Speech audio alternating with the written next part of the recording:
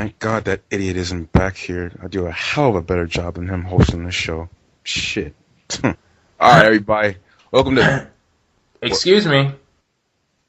Jay, hey, man, how you doing, man? Oh, man, hey, man, how you doing, man? I've missed you for so... I was just talking to Charlie about how I missed you so much, man. How you doing? We'll talk about that after the show, but anyway, what's up, people? J-Dub here. Welcome to Pro Wrestling Talk Radio. It's been a long time since I've said that. It's been a long time since I've been on the show, but damn it, I'm glad to be back. When I think of John Cena, I think of a WWE superstar. I wouldn't necessarily say a pro wrestler. You know, when I think of a pro wrestler, I think of guys like Batista slamming people in the mouth. You lost me. Hold Wait. Did you say Batista? No, are you serious? I will say, you and Charlie wanted so bad for Triple H and Brock Lesnar to fail. I listened to... What are you talking about? I said this match has to be good. You must be out of your damn mind. You were expecting it to be a bad match so you can completely shit all over it. Come on. You could walk in on him screwing your mother and you'd say, oh man, I love CM Punk. Look at him screwing my mom. Awesome. Are you kidding me? He'd be my dad. That'd be fantastic. Wow. What a role model that would be. Wow. This is what I'm talking about. People take this abuse like a battered woman. It's like Eiffel Tina Turner all over again. That is going in the next PWTR ad. I'm letting you know right now. Okay, yes, this was from EMAC0307 on Twitter.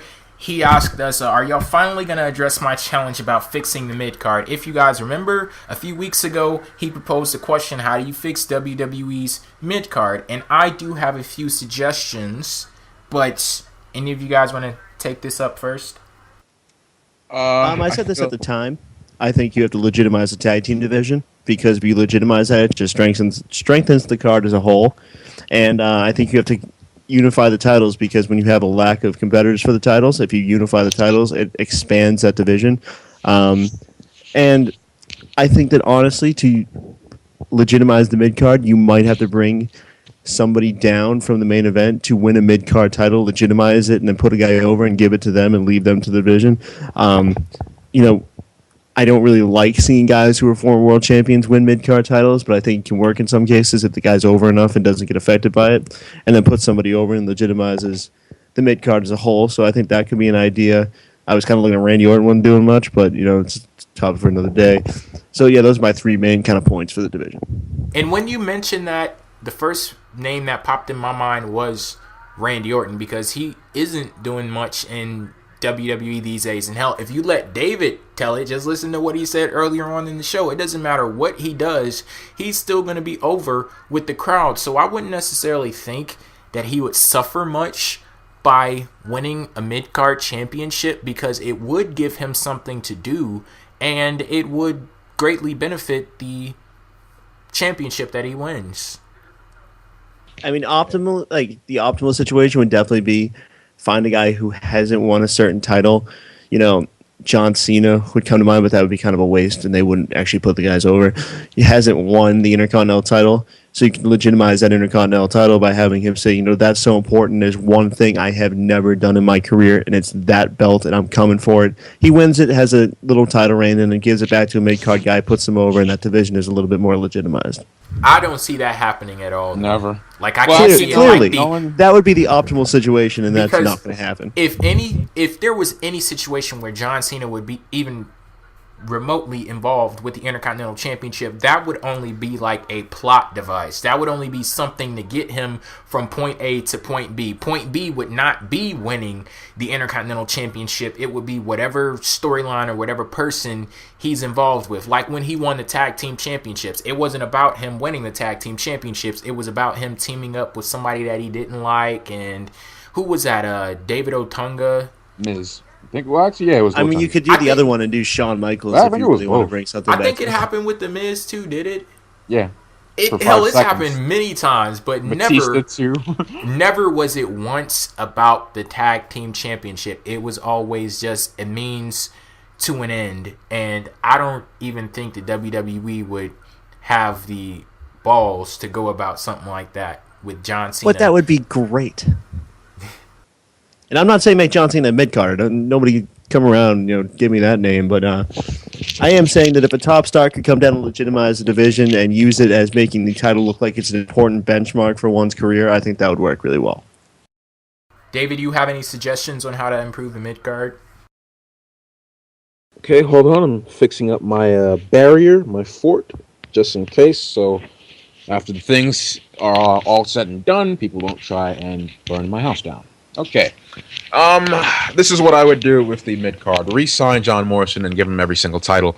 And give him the Divas Championship, too, just for the hell of it. Okay.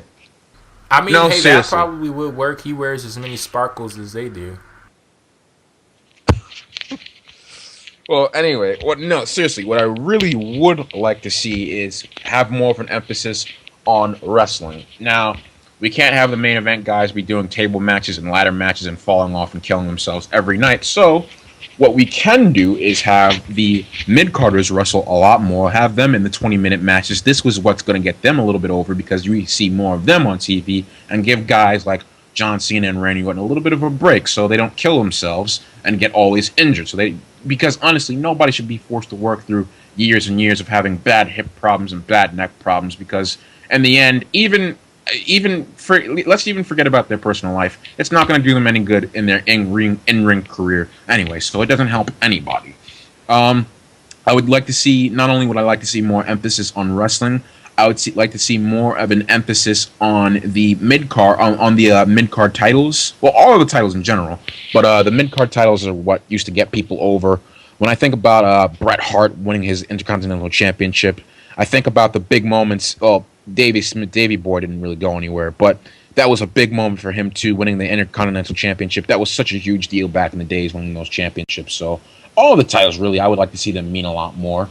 The next thing I would like to see is the Divas division. I understand some people don't really like Divas matches. They really don't have a place, some people, but I don't agree with that. Trish Stratus was a very popular diva. Some people actually remember, I had a conversation with some people earlier, I think it was yesterday. They stopped watching wrestling, but one of the people they did remember were Lita and Trish. So I think that if they're trying to get into that girl market, they need to push them a lot more. I think that Caitlyn is a nice fit for if they're trying to go for the Wait! If they're trying to go for the sexy, smart, you need to take it. You've been putting over some strange people as of late. If they're trying to go for the whole sexy, smart, and powerful thing, then that maybe she should be one of the divas. Maybe she should be one of the top ones. And AJ, honestly, as far as who are the best in-ring workers, I think that Naomi and AJ are up there. Well, definitely Natalya. Natalya, she should have been the face of the division, especially with her heritage with Bret Hart and all of that. But for some reason, that didn't work out. But anyway, they need to give these girls at least just give them some 5-minute to 7-minute matches on TV. Give the guys the 15-minute matches and give the girls some 7-minute matches. Get them to be over too. Another thing that I would like to see is have guys that aren't named John Cena win the WWE Championship. I would like to see a guy move from the mid-card. He's worked his way up, and then he's going to fight for the championship. Well, it would be really nice to see something like Randy Orton versus, an up-and-coming guy like, crap. Well, I have to find somebody credible. Well, let's pretend for a minute that Randy Orton let's pretend for a minute that Dolph Ziggler was a credible main event heel. I would like to see Randy Orton, a babyface Randy Orton with the championship, fighting Dolph Ziggler, and have John Cena, take a little bit of a break and do some maybe a filler feud for him, but have somebody else take the main event. Let's have some people share the main events. It's not good to overexpose your product. I think that John Cena has been completely overexposed. And you know what? As far as, I forgot who mentioned it earlier, but having some guys go back into the mid card, that would be honestly pretty cool. Bret Hart did a little bit with that when he went back to win the King of the Ring 2 years in a row. He didn't really need the second King of the Ring, but hell, they just did it anyway, and it kind of worked for him. So I think that it would be nice to see somebody like Randy Orton go back and win the championship. Maybe give somebody like Kane, give him a little championship run, or somebody like CM Punk winning the. I don't think he did win the Intercontinental Championship, but I just want to see more prestige with those guys. There's nothing wrong with bouncing back a little bit, back and forth. But yeah, that's basically what I would do with the company. More emphasis on wrestling, and also Give these guys no more scripts. Give them bullet points. If they're really that bad, give them bullet points of topics, of suggestions that they should, and the point they should get across. These guys sound so handcuffed and so constrained. It's like a news reporter reading off of a teleprompter. Obama would do so good as a character in this company. It is I almost want to, like, it's like nails on a chalkboard hearing some of these guys talk, because they're not good on the mic, period. But then seeing them do a scripted promo, it's even worse. So give them bullet points. Let them have free reign, a little bit of free reign over their characters. Or you know what they could do? Have them give pre-recorded promos on the Titantron. That would help out a lot too. Yeah. That completely went over your head. I was... Yeah, that was like... Meow. No, I agree with it. No, I mean, like, the shot he just completely took at you. I was talking about Ryback. Very mature. Okay, my first step for improving the mid-card in WWE: make the championships feel important again. And I know they're secondary titles, but they're secondary in all the wrong ways. What I mean by that is, nearly every feud for either the United States title or the Intercontinental title isn't about the title itself. It's like, oh, hey, I'm feuding with you, and you just so happen to be the champion, so I guess we can fight for the title. The only recent example that I can think of somebody who actually got me interested in the Intercontinental Championship was Cody Rhodes when he won the title, and he went back to the retro design. But that was so long ago, and there's not much has been done with the Intercontinental Championship or the United States Championship since then. And with that being said, I honestly don't get the feeling that anyone wants those titles. And if the competitors don't give a damn about the titles, then as a fan, why should I? That's something that WWE has to answer, because we mentioned John Cena winning the Intercontinental Championship. I don't think that he would even want that. Like, they would have to try immensely hard to get me to believe that John Cena would want the WWE Championship, and I think that that's a task that's nearing impossible. Like, they would have to work some crazy ass kind of magic to get me to believe something like that. But I think another way that you get the titles to mean something: stop treating the damn champions like jobbers to the stars. Like, it's important to have that hierarchy to understand that, hey, this person is a main eventer, this person is a mid-carder, but you don't have to throw that in our faces incessantly. I cannot tell you how many times I've seen a mid-card champion get in the ring with the main eventer and completely get their asses whooped. It's happened time and time and time and time and time again, to the point where it's like, okay, WWE, we get the message. This person is a mid-carder, but at the very same time, they're not just some regular old mid-carder. They're supposed to be the leaders of that whole fucking division of the company. And I don't get why they do things like that, because as far as I'm concerned, it does more harm than it does good. And another thing that I hate, Michael Cole. Every time we get a United States Championship match, he's always talking about, oh, well, so-and-so amount of Hall of Famers have held this title. Stone Cold Steve Austin and so-and-so and so-and-so. I don't know what message WWE thinks. Well, I do know what message they think they're trying to send with this. They're thinking that the fans are going to be like, oh, wow, did Stone Cold really hold that title? And he's a Hall of Famer. Maybe the person holding the title right now can be a Hall of Famer too. That's the message they think they're sending, but the message that they actually are sending is, wow, Stone Cold held that title. Well, what the fuck has happened to it since then? Because when I look at someone and they have a mid-card championship in WWE, I don't look at it as this is the future of the company. I look at it as, oh, well, they didn't have much to do with this dude, so they gave him a little piece of jewelry that's about as valuable as some shit that you can get out of a bubblegum machine for 25 cents. That's the state of the mid-card championships in WWE today, and it's really unfortunate, because there used to be a time where in the past where you could look at somebody and say that championship is a road to greatness, but in this day and age, it's not. It's a road to mid-card purgatory and nothingness, and I'm hoping that changes. And that point on Michael Cole, too, is great because too often the WWE leaves their mid-carders to be built up by the announcers who aren't even very good.